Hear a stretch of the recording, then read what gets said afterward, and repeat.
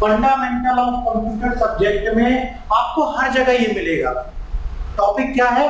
Memory units. ये memory units में होता क्या है एक्चुअल में?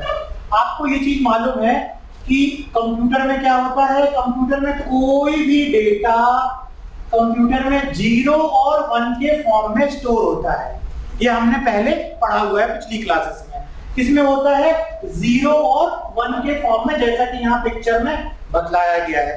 0 और 1 जिसको हम बोल सकते हैं बाइनरी डिजिट्स, बाइनरी नंबर, जिसमें कि 0 का मतलब होता है करंट की अनुपस्थिति और 1 का मतलब होता है करंट की उपस्थिति। इसी के आधार पर हम कंप्यूटर में क्या करते हैं? डेटा को इनपुट करते हैं। कंप्यूटर उस डेटा को क्या करता है? प्रोसेस करता है और फिर हमको आउटपुट के रूप में दिखाता है। जैसे कि यहाँ पर पीपीटी है। पीपीटी को बनाने के लिए हमने कुछ टेक्स्ट लिखा इस प्रेजेंटेशन में, हमने लिखा हुआ इस तरीके से मेमोरी यूनिट। अभी ये प्रेजेंटेशन चल रहा है, अभी इसमें मान लीजिए हम जाकर के इस तरीके से क्लिक करेंगे। ये हमने नेक्स्ट स्लाइड में जैसे क्लिक किया, ये देखिए, तो ये जो भी इंस्ट्रक्शन जा रहे हैं कंप्यूटर के अंदर वो किसके माध्यम से जा रहे हैं? एक तो इनपुट डिवाइस, और इनपुट डिवाइस को किसमें ट्रांसलेट कर देती है?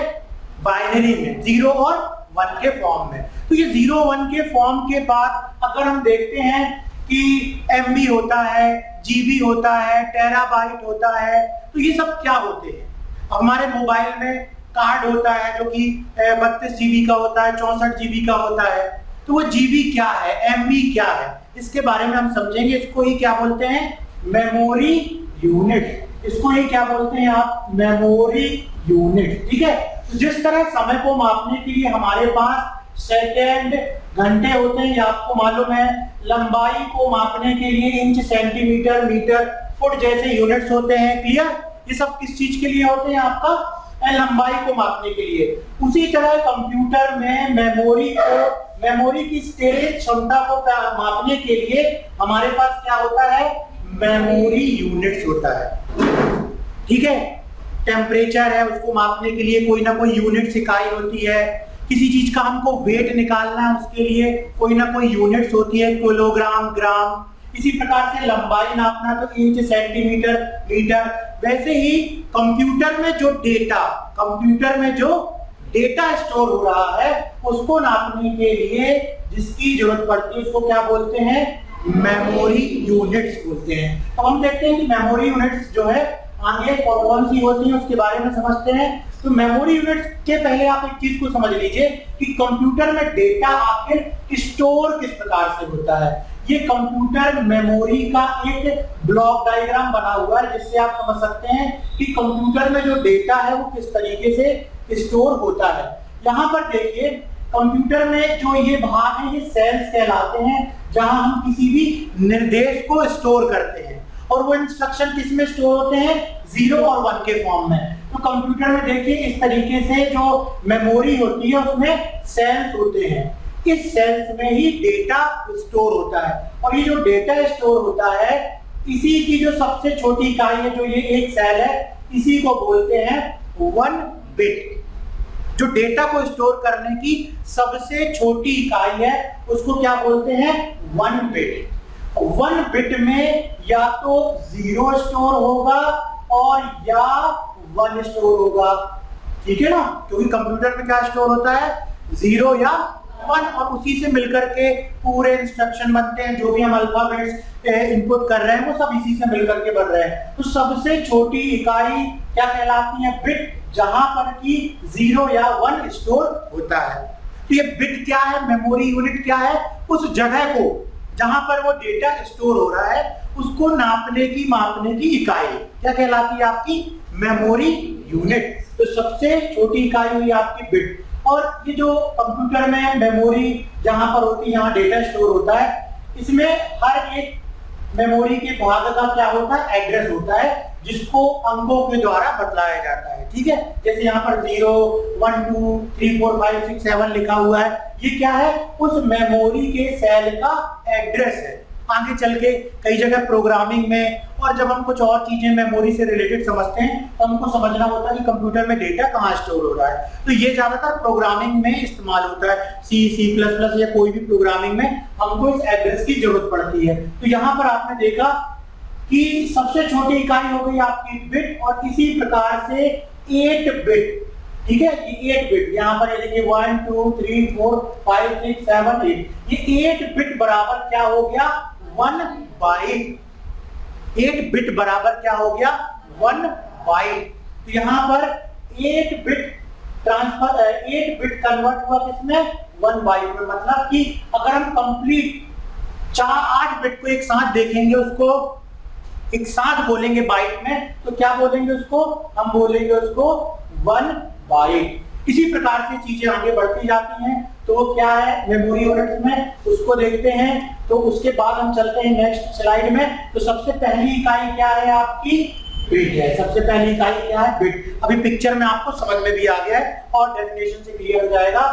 मेमोरी यूनिट बिट से शुरू होती है। बिट कंप्यूटर में मौजूद डेटा को मापने के लिए उपयोग होने वाली सबसे छोटी यूनिट है। बिट कैसी यूनिट है, सबसे छोटी यूनिट है। एक बिट में, ठीक है, एक बिट में या तो 0 होता है या तो 1 होता है। ये भी हमने देख लिया, अभी उसी को हम थ्योरी के रूप में यहाँ पर समझ रहे हैं। एक बिट में क्या स्टोर होता है, या तो 0 या तो 1 स्टोर होता है।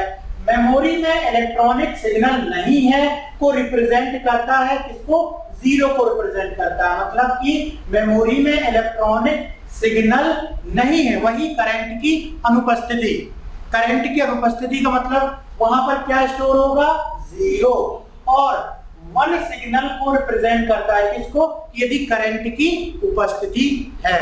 तो इसको क्या बोलते हैं बिट। समझ में आया ना। इसको देखो कोई भी टॉपिक हो उसको हम एक शॉर्टकट तरीके से ही बतला सकते कि भाई ये बिट होता है, ये मेमोरी होती है और इसके इतने यूनिट्स होती हैं।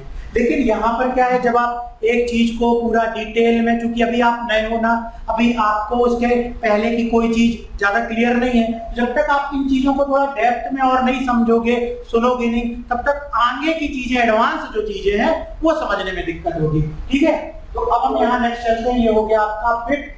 बिट के बाद आता है आपका निबल। अब ये निबल क्या कहलाता है, यहाँ पर लिखा हुआ है 4 बिट्स का कलेक्शन, जिसे कभी भी निबल भी कहा जाता है। ठीक है ना, क्या कहा जाता है 4 बिट। 8 बिट बराबर 1 बाइट होता है। यहाँ इसके पहले पर पढ़ा हुआ था 8 बिट बराबर हो गया 1 बाइट। मेमोरी में 8 बिट किसको हो गया, आप समझ गए, जगह ले ली 8 बिट की तो 1 बाइट हो गया। वैसे ही 4 बिट्स बराबर हो गया आपका 1 निबल। 4 बिट्स बराबर हो गया आपका 1 निबल। तो ये हो गया दूसरी यूनिट। इसके बाद नेक्स्ट यूनिट देखते हैं हम। नेक्स्ट यूनिट है हमारी बाइट। इसके पहले हमने देख लिया 8 बिट के एक ग्रुप को बाइट कहा जाता है। यह कंप्यूटर में किसी डेटा को रिप्रेजेंट करने में यूज होने वाला सबसे छोटा यूनिट है, और वो क्या है आपका बाइट। इसके बाद हम चलते हैं, वो है वर्ड। वो क्या है वर्ड। ये वर्ड आप वो वाला वर्ड मत सोचना कि कोई वो सॉफ्टवेयर वाला MS ऑफिस वाला वर्ड है, ये भी एक मेमोरी की यूनिट है। बाइट की तरह ही, अभी आपने क्या देखा इसके पहले बाइट की तरह ही वर्ड भी कुछ फिक्स्ड साइज बिट का ग्रुप होता है। फिक्स्ड साइज, इसका फिक्स्ड साइज बिट का ग्रुप होता है। जैसे 8 बिट बराबर 1 बाइट, वैसे ही फिक्स्ड साइज बिट का ग्रुप होता है। कंप्यूटर सिस्टम का ही एक और बेसिक मेमोरी यूनिट भी है। अब इसमें और उसमें क्या अंतर है, तो अंतर ये है कि इसका जो, जैसे उसमें 8 बिट बराबर 1 बाइट, वैसे ही वर्ड जो है वो चेंज भी हो जाता है। वर्ड जो है वो चेंज भी हो जाता है, इसी कारण से ये एक नई मेमोरी यूनिट है जिसको बोलते हैं वर्ड। नेक्स्ट है आपका किलोबाइट। अब आपने केबी में कहीं देखा होगा, पिक्चर्स हैं या डेटा डाउनलोड हो रहा है मोबाइल में, तो भी आपने किलोबाइट के बारे में जरूर सुना होगा। 1 किलोबाइट कई सारे बाइट्स का कलेक्शन होता है, या यूं कहें किलोबाइट कई सारे बाइट्स से मिलकर के बना होता है। 1 किलोबाइट में 1024 बाइट्स होते हैं, ये याद रखना हमको। 1 किलोबाइट में 1024 बाइट्स होते हैं।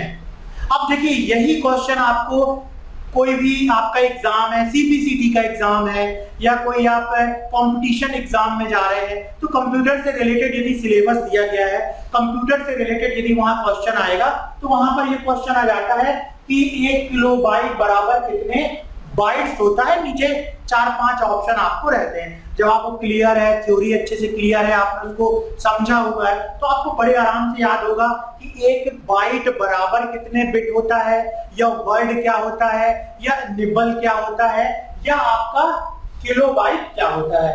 नेक्स्ट हम देखते हैं, तो इसके बाद नेक्स्ट है आपका किलोबाइट के बाद मेगाबाइट। अब एमबी के बारे में तो नॉर्मली सभी ने सुना होगा, ये इतने एमबी का गाना है, ये इतने एमबी की पिक्चर है, या इंटरनेट में जब हम स्पीड देखते हैं तो वो भी किस में आती है, आपकी मेगाबाइट में आती है।